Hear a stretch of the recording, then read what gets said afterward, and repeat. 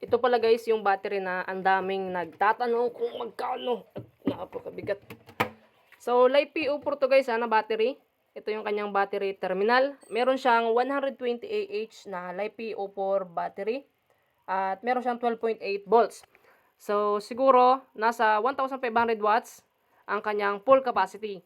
Yung kanyang built-in BMS guys, nasa 100 amps na, which means, supported niya na yung up to 1,200 watts na load.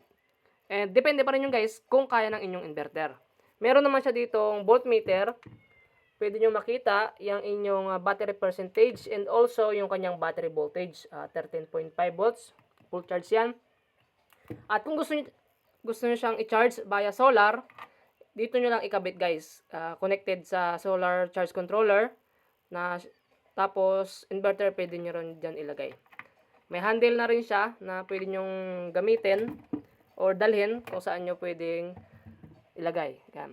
So, mas maganda to guys, nakaset up sa solar nyo kasi nga for solar talaga to guys. Ang battery po nito ay ganito yung laman yan guys. Oh.